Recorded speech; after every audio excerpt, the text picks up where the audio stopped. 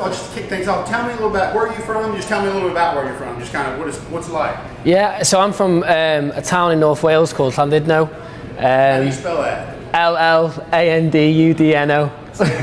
Llandudno. Say it again. Oh, say it again. Llandudno. So the LL's like it's a sound because it's in Welsh. But right, cool. Tell me a little about it. Yeah, it's a seaside town. I think it's about 30,000 population. And it's just where I've been brought up, and I love Llandudno, I love the people there, and I'm proud to be from Llandudno as well. So yeah, it's a lot different to here in so many ways, but yeah, that's where I'm from. Tell me a few of the ways it's different. Jump out at you. Weather is the first one by a mile, so it's really windy. Often rainy as well, but when it's in the summer and we get some nice days, it's good because then that's when you get it's a lot of tourism that comes, so there's people who stay in caravans in hotels, so it can be quite busy in the summer, so it's nice. It's just the rest of the year sometimes it can be a bit bit more troublesome with the weather to do things and stuff. But pretty nice. You like the weather here? Love it, absolutely love it so far. But I'm hearing maybe towards the end of the season we might get a little bit of cold weather, but at the moment it's nice, get a nice tan. Did you leave and come to school in America? Yeah, so I left home and went to school in England first. So I went to school at a university called Loughborough University, which is one of the best in the UK for sport. So I was lucky enough to go there and play there. And then off the back of that, I then came here. I came out to South Florida and I played at Lynn University down there in D2, and we had a really good side actually in our first year. We won the conference tournament, and then in my second year we lost the national final to Charleston. So I had a successful couple of years there, both as a team and then individually as well. So it was good, and that's probably what really got me recognised to come here, because Coach Elliott had heard about me doing well down there. So it was just basically a springboard really in a lot of ways to get me here, which for that at least it's a really good experience. You played against Coach Elliott a little bit? No, I think he just through D2 through the grapevine maybe, but obviously he was in Florida. It was a different conference, but the region was the same, I think. So I think he just must have heard about how we were doing well and stuff. So like I said, it was really, really good for me in the end. Tell me a little bit how you got the call to CFC. What was your path to CFC? It's funny actually, because Coach Elliott had wanted me to come a couple of times, I think, and then there'd been a breakdown in communication with my coach at college, and then I went home. I played in Sweden, and then I played a season in Wales. In the I didn't interrupt you. You were going to come sooner than you did. I would have. There was a bit of a breakdown in communication. We weren't really told too much about it. So how did it go? Yeah, sorry. But then then I ended up playing in Sweden for a bit. Full time, and then came back and played in the Welsh Premier League for a season. But then sort of looking towards this season, I was able to speak to a former player here who put me in contact with Bill. So then obviously Coach Elliott was then interested in taking me on. So credit to the former player as well. So how does that go? Does Coach say show up here for these tryouts, or say you're in? Or? Well, he actually contacted me, and I wasn't really sure whether it was going to happen or not at the moment. And then I had a really strong end to the season in Wales, and I was scoring a fair bit. And then off the back of that, really, I think they sort of thought, we'll take him. So it wasn't like a tryout situation. It was, they said, look, we want to take you, and then I was able to come out, and I was honestly absolutely delighted to be able to come out. How did you make the decision to come here? Had you been aware of Chattanooga FC from where you're at? Yeah. How had you heard about Chattanooga? So I knew about it anyway, because you go to college and people tell you about the summer leagues, and then one of the first things that people say is Chattanooga FC. They've got a huge fan base, the standard is really good, it's really professional. And then, as I said, my best friend from home played here in 2017, I think. Who's that? Jacob Lever. Okay. So he's a defender, so he played here, and then obviously because then he would tell me a lot about it, and I thought to myself, that is something I want to get. I want to do that. What kind of stuff would he say? He just said the fans are unbelievable. He said the support's fantastic. The noise in the stadium is something you will never experience or won't have experienced before. And then he said as well, training. He said you go to training, and the standard of players is as such where you can't have a bad day, or you can't you have to be on top of your game all the time, or someone comes in and takes your place. And that's something that, as a player, you look at and think, well, if I can go into train and train every day at that level, then I can only develop myself. So that, there was so many different things he said that attracted me, and as well the city itself just said how good the city was, how well he was treated. So for me, it was a bit of a no-brainer really once it came up. It's a full-class organization. It's like a lot of players tell me it's like a pro organization already, even before starting about this going pro and all this stuff. They say they feel like they're playing for a pro team. You get that feel? Yeah. Well, obviously with the way it's progressing now into pro anyway. Yeah. But even before that, I mean. Yeah, you do feel that it's completely professional. I played in Sweden, and that was professional, but it wasn't. It's the same organisation. It was nothing like this. This is proper. It's such a good setup, and it's everything's in place for CFC to just progress and just honestly kick on. So I really genuinely hope they do that as well. So this is, up to this point, CFC's been more kind of, in your eyes, more pro than the pro league in Sweden. Yeah, I think than a lot of pro teams. But then you look around in no disrespect to other teams in the NPSL or whatever, it's a lot different to the other NPSL, Sure. to a lot of the other NPSL clubs. So, like I said, and I think everyone knows now that the next progression is obviously into the pro league. I think they are taking. Looking forward to that in your future. You think you see that you want to be part of that? I would absolutely love to be part of that. So I think from a personal perspective, I had a decent end to the season. So just try and carry on doing what I was doing then. Try and score a few goals to help the team, and then hopefully that Coach Fuller, Coach Elliott will look at me for next season, because I've absolutely loved my time so far. So for your concern, you want to stay here? Yeah, definitely. You've been here in the South. Are any things about the South that's kind of surprising to you or different? What kind of things jump out about the South? Anything, or you just love it all? I enjoy the South. I think the accent was the first thing that jumped out. So I'll say some things and they don't understand what I'm saying, so I have to try and slow down my speech. But I just think everybody's really, really nice, really polite. I have nothing bad to say. It's everything that I've experienced so far with Chattanooga really has been positive. And I'm not just saying that because I'm sat here, in the interview. It's an unbelievable city. People are so welcoming and warm, and that for someone who's come from abroad. All right, I've been in Florida or whatever, but for someone who's new to the city and the area, it just makes such a big difference when the people around you are so good to you. So I've absolutely loved it. Have you practiced your Southern accent? Bits and bobs. What's the sentence? Say the quick brown fox jumped over the lazy dog with a Southern accent. The quick brown fox jumped over the lazy dog. Say we're playing, come see the Cosmos this weekend. Come see the Cosmos this weekend at Findlay. Oh, that's good stuff. All right, moving on to the season. How do you feel like your season went? What's your kind of reflection on the season? Just some general thoughts on just the overall NPSL season. Individually? Yeah, for you. For you and the team, just kind of what's your. I think if you look at it from the team's perspective, I think we'd probably say that it was a good year really. We won our conference, we won the conference championship tournament, however you want to look at it. And then we lost to a strong Miami side, and that was off the back of so many games on the bounce. Yeah, I'm gonna get into that.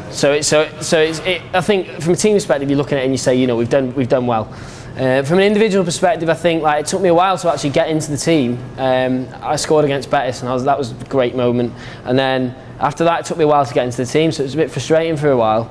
And then does that go back to how deep the team is? Yeah, I think it does, and I think that's the thing. And we're sitting there watching Jow. It's hard to. Yeah, I mean we're playing, we're winning. Yeah, not just Joao though. All those forward players are good players, and it goes back to what I was saying about the training. You have to be on it. Max Bushry, exactly. So a lot of good players, but is that hard to adjust to? Yeah, it is, because you don't know. It's different because sometimes you'll be playing at a club and you're playing every game, whereas here, if you're playing as the forward, you have to score or you have to assist or you have to affect the game. Otherwise, you don't play, and you might not play for a while. So, when I got my place in the team, I played at Asheville away, and I set one up, and then after that, I just did not want to let it go. So every time I played, I was like, I need to score or I need to assist, and it's honestly been so good for my game, because you can't rest on your laurels. You have to go out there and you have to work really hard, and you have to try and when your chances come, you have to take them. And fortunately, so far, I've taken a lot of my chances. So hopefully that will carry on. Do you know that's best for the team when guys are competing like that? Yeah, it's a good question, that, because in your head, there's no. I'm not going to lie. Players, when they're not playing, you'd have to. If you're happy with not playing, then you shouldn't be playing.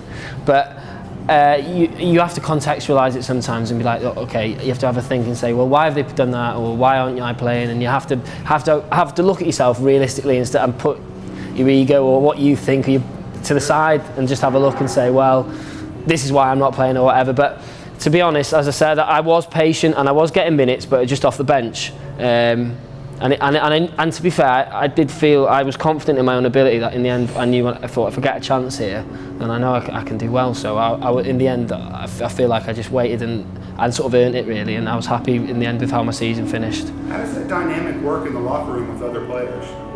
Again, good question. Again, good question, because where I've come from, football-wise, when players aren't playing, it's really damaging. But the characters of the players that we have in this club, it doesn't seem to damage the dressing room. Like, people are supportive of the team, they want the team to do well, and it's just so that is one of the major differences I've noticed with the club, is that what the clubs I've been at previously, if players aren't playing, it can be really detrimental. They can be stroppy or tantrum or whatever. And that's just the culture. Whereas here, the culture is, if you're not in the team, you support the team, you wait for your chance, you come off the bench and you do your best. And that is why we're able to have such a big squad of good players, because people's attitudes are spot on. And honestly, for the most part, we basically had no problems with that. And I found it unbelievable to begin with. But it's just a credit to the group, credit to the coaches, credit to everyone. So everyone kind of pays that forward along. You're waiting, but there's guys behind you waiting too. Exactly, and the guys behind you waiting are really good players, and you see it in training. One day, and because you can't be good every day, one day you might have a good session, and the next day Pipe might have an unbelievable session, or Costa or Max or anyone, and then I'm in trouble here. I'm going to have to do well the next day. But it keeps you on your toes, and it is only good, and I think it's pushed all of us, to be honest. So. That's cool. That's very cool. I like that. That's interesting information from a player perspective. Let me switch on to something else. When I say the Chattahooligans, what do you think of? The Chattahooligans has just been unbelievable. Even one thing, I speak to my dad quite a lot. He's a good support for me with football, and it's one main thing I talk about. I'm like, Dad, you play at these games, and the noise from the crowd, and the songs and everything, and the support you get. And it's unconditional support as well. It's something I'm not used to, is that, even when we're not winning games, we're not playing well, the fans are with you, they're on your side, they're pushing you forward, whereas played in teams where if you're losing, it's... So it's something I've never experienced, that and it's an unbelievable part of the club. Probably the most attractive part of the club for a player when you're coming in is the fans. Is how it was relayed to me, is like the fans are unbelievable. And to be fair, they have been. I think that header I scored when we played Nashville, I've never ever experienced noise like that in the stadium before, and it was like...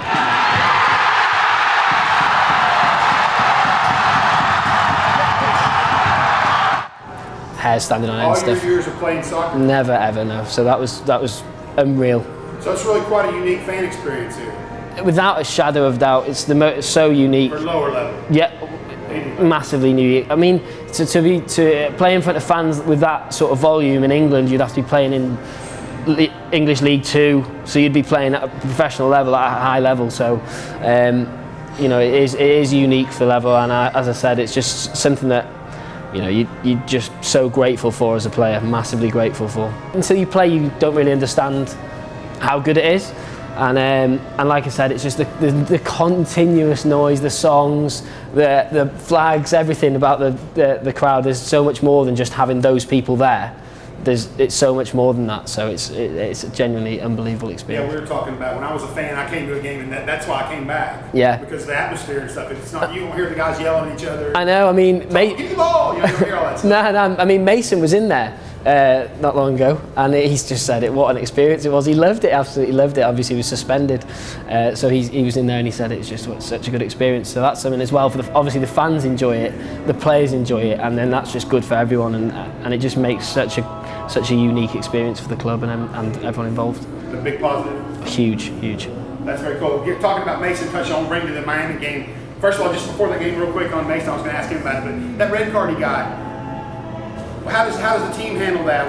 Did you guys kind of rally to pick him up? He looked relieved after you guys won the thing. He didn't kind of screw it up. Was that going on there? Yeah, well, I think that's any player. If you've been sent off, you think, oh my God, I've let the team down. But we went in at half time. I've gone over to Mason and I've actually said to him, mate, I'll go and score here for you. And to be fair, I was lucky that I was able to go and do that quickly. And he came out the changing room in his towel. So yeah, no, I think for any player it is a relief. It is a relief when if you get the red card, that the team go and win the game for you, because you are in there thinking, oh my God, if I've ruined the season on that. But the thing was that he was really unlucky to be sent off. There was basically no contact there. Looks like a lot of flopping.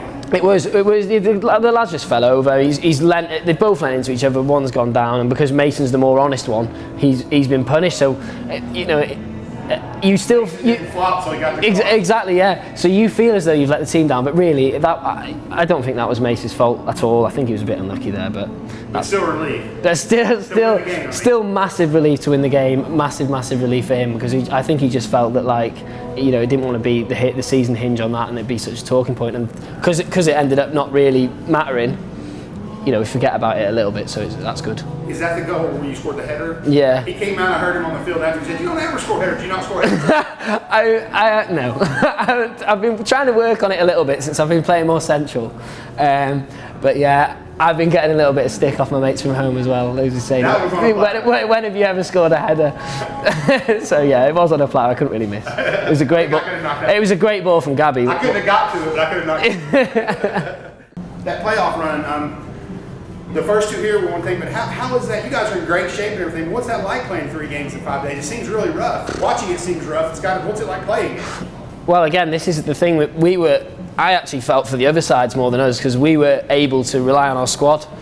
So it was all right. So we could rotate players in and out. I mean, I think Juan played quite a lot, Hernandez, but in a lot of other positions we could roll people in and out. I think we were able to change positions. So the depth helps right there. Yeah. So obviously there was one game me and Zeka played up front, and then Costa and Pike played the next one, and that just makes such a difference. If you've got to play those 2 games in such quick succession,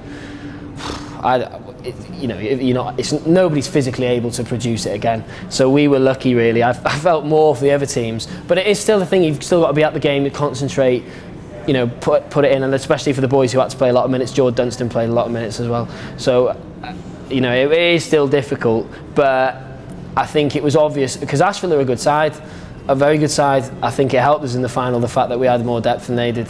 And that's what sort of told the day, really. I think, obviously, I feel as though we had a better side as well, but the depth was the big factor in the final. That's cool. Moving to the Miami game, to me, watching that Miami game, first of all, how tough is it to lose Lima in that spot?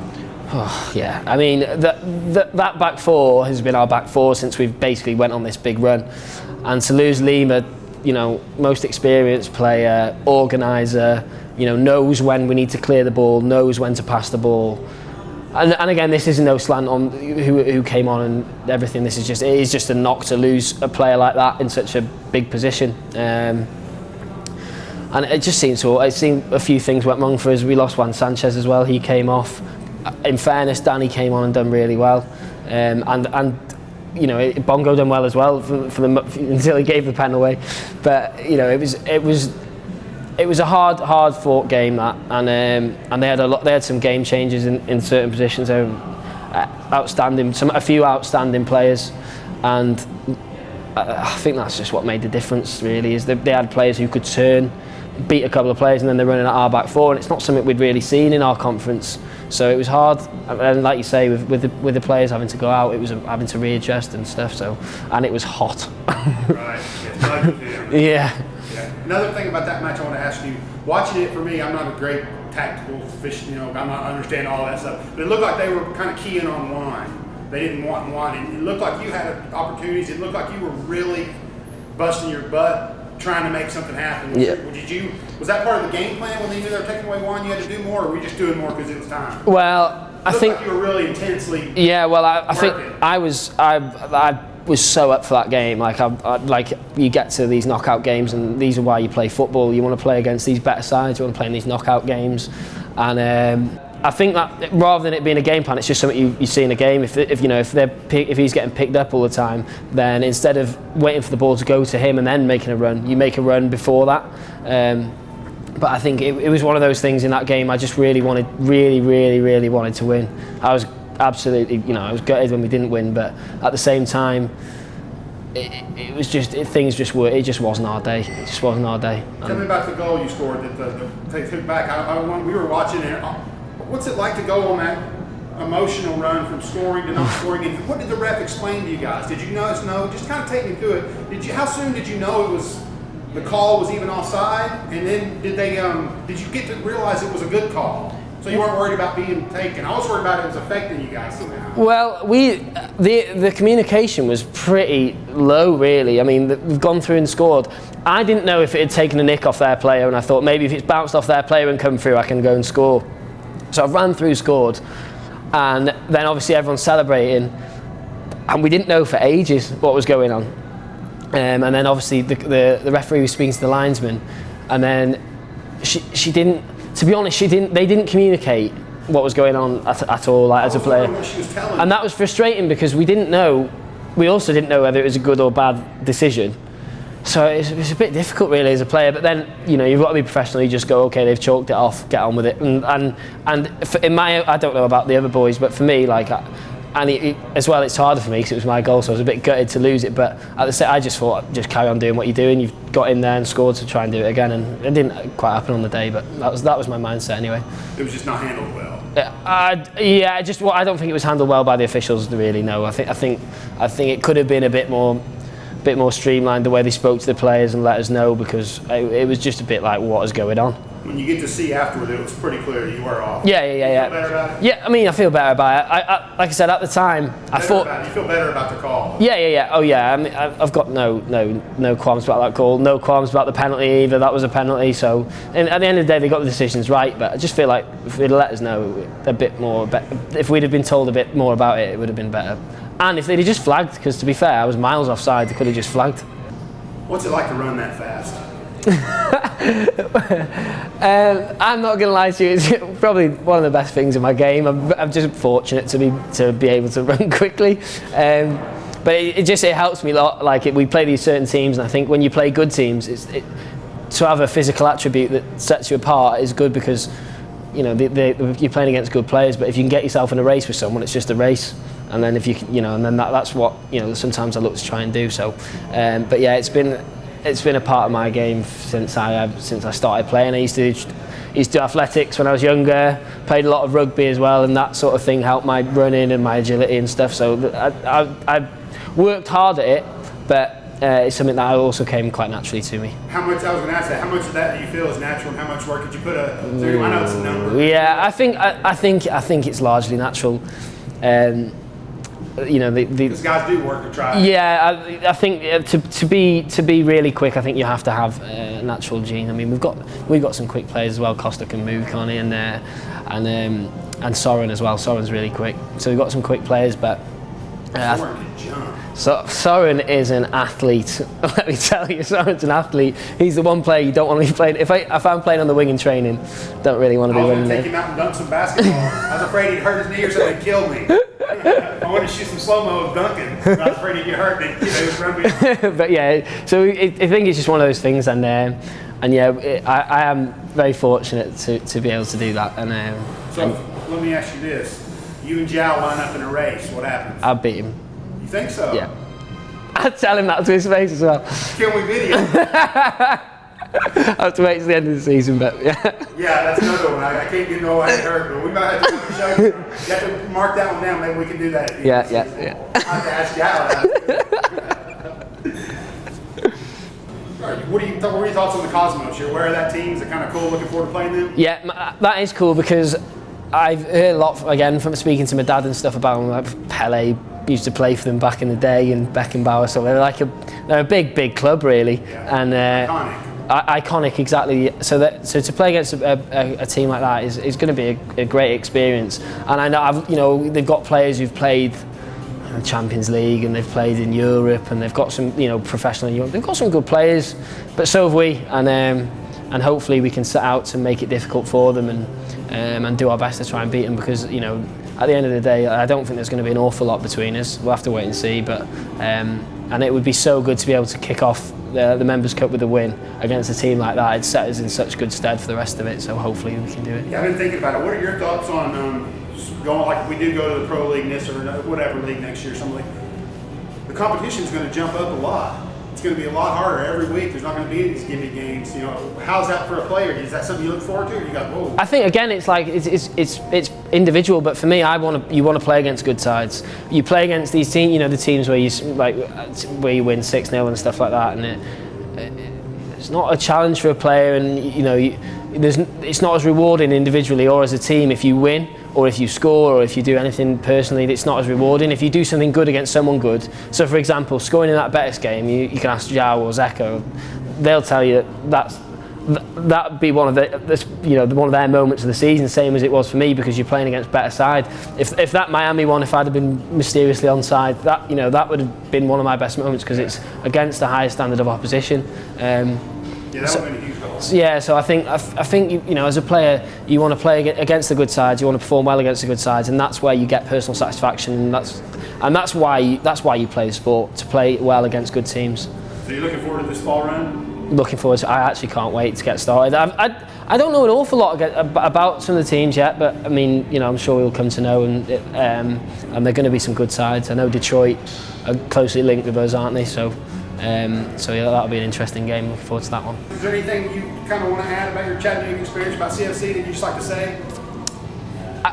I just want to say that so far, heading into the next part of the season, so far it's just been an absolute pleasure. Like, I've absolutely loved it. So hopefully we can continue, and as a group of players, we can give the fans something to shout about, because they deserve it. So hopefully that we can do that. But we'll have, you know, we're going to give everything. Very cool. Let me see. Got any great jokes? Got any good jokes? No. Not off the top of my head. I just asked because you got a good one. I'm here for it. Chattahooligans, diolch yn fawr iawn. Chattahooligans, thank you so much. Come see the Cosmos this weekend at Finley. Oh, that's good stuff.